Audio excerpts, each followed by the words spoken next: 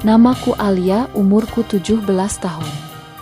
Aku tinggal bersama ibu di sebuah rumah tua peninggalan kakek di pinggiran kota kecil bernama Sukasari, tempat yang tenang, jauh dari hiruk-pikuk kota besar, tapi menyimpan terlalu banyak sunyi yang kadang terasa menekan.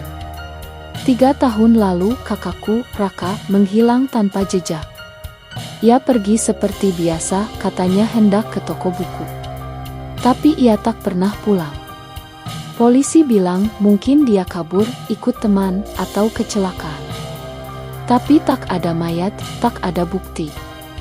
Hanya satu tas ransel yang ditemukan di bawah jembatan Sungai Batu, kosong, tanpa nama.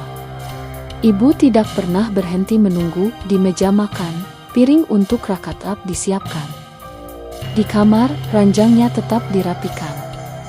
Setiap malam, ibu menyalakan lampu di kamar Raka, seakan ia hanya sedang keluar sebentar dan akan kembali kapan saja.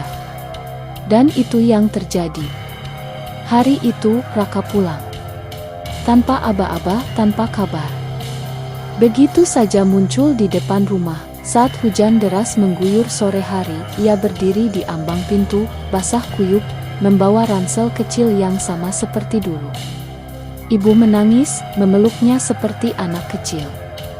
Aku diam, terpaku di tangga, menatap pria yang berdiri di depan kami. Itu memang Raka, wajahnya nyaris sama.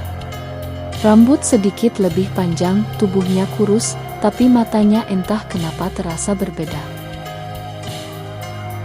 "Ma, aku lama, ya, Bu," katanya sambil tersenyum.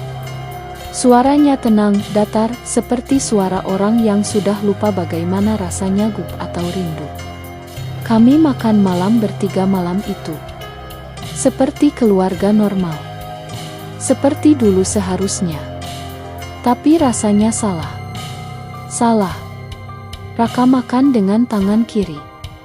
Dulu dia selalu menggunakan tangan kanan. Raka tidak ingat nama kucing peliharaan kami, si putih, yang ia dulu selamatkan dari selokan waktu kecil. Raka memanggilku Alia, datar, bukan dedek, seperti biasanya.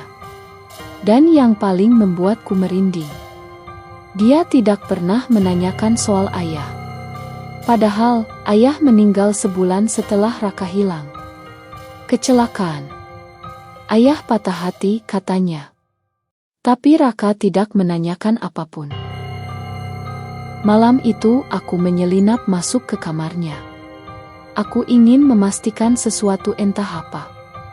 Hanya ingin tahu apakah kakakku benar-benar kembali, atau aku sedang mimpi buruk yang terlalu nyata. Aku mengintip dari celah pintu. Raka duduk menghadap jendela. Lampu mati. Tapi aku bisa lihat siluet tubuhnya lewat cahaya petir sesekali. Dia tidak bergerak. Lama sekali. Seperti patung. Tangannya menggenggam sesuatu. Aku mendekat pelan-pelan. Nasku nyaris tak terdengar.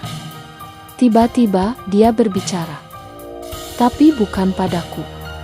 "Aku sudah di sini," katanya. "Kau dengar aku? Aku sudah masuk." Lalu ia tertawa. Pelan. Sangat pelan. Seperti tawa orang yang baru saja menang sebuah permainan aneh. Aku mundur. Tubuhku gemetar. Dalam gelap, mata Raka berbalik ke arahku, meski aku yakin aku tak menimbulkan suara. "Masuklah, Alia," katanya dengan nada datar. "Aku tahu kau di situ."